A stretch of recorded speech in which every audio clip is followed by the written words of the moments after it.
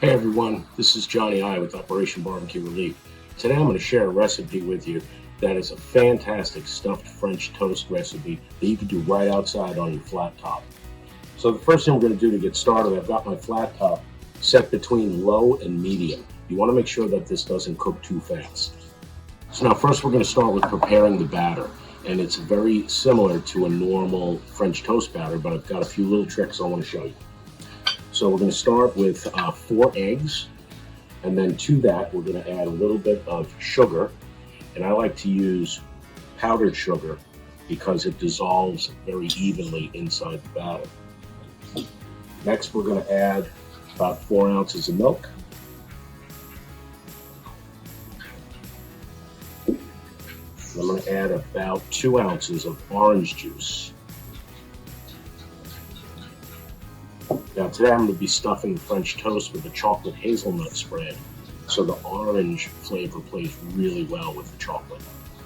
Next we're going to add a little bit of cinnamon. We'll put about a teaspoon of cinnamon. And then we're going to mix really well.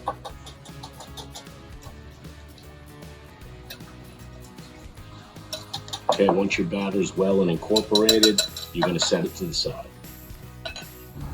Now we're going to prepare the actual French toast. So today I'm going to be using a brioche loaf. Now what I want you to notice is it's unsliced. You can also use challah or you can use white bread, but I like to use brioche because it has a nice sweetness to it.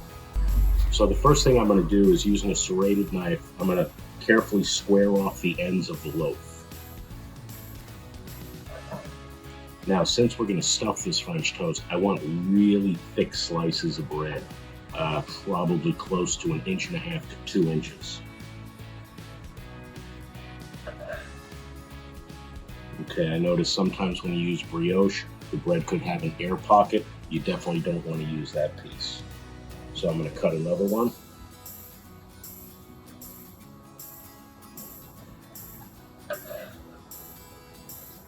There we go. Okay, so now what I like to do is cut each slice into triangles. So diagonally on the slice, you're going to cut the bread like that. Okay, now our next step is we're going to make a small incision at the top and only go in about halfway, just so that you can open up the French toast. So now our bread is ready. And now I'm going to show you a really cool trick for how to stuff the French toast. Now, if you don't like chocolate and hazelnut, you can easily take some cream cheese, some fresh strawberries, a little bit of sugar, mix that together and use that to stuff the French toast as well. So what I like to do is, you can use a Ziploc bag if you don't have a pastry bag. Place it inside a cup like this, and then what we're going to do is we're going to take our chocolate and we're just going to add it into the Ziploc bag. So what we're doing is we're making our own pastry bag. What's great about this is you can have the kids lick the spoon. All right, so once our chocolate's in our pastry bag, we're going to tie up the Ziploc. And then what we're going to do is we're going to take a pair of scissors and we're going to cut one corner off of the Ziploc bag.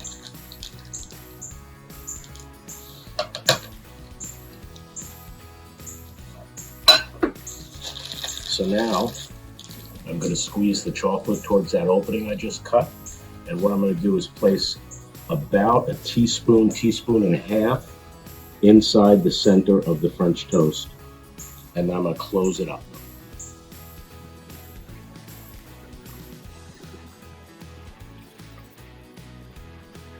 Now, once you've got your French toast prepared, it's time to dip in the batter. But first, what we want to do, we want to make sure we butter our flat top. So I'm going to drizzle a little bit of melted butter.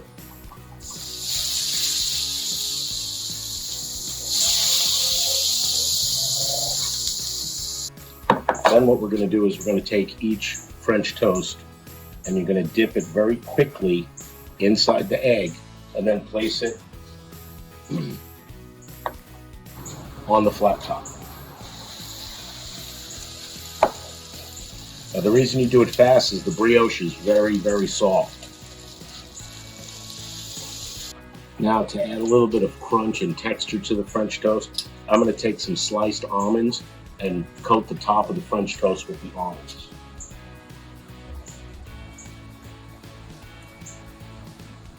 Now, what's most important is that you give the French toast enough time to cook so that the egg batter that's inside the bread is going to fully cook. That's why we have it set low to medium. And you can tell when you start to get a golden brown color on the French toast.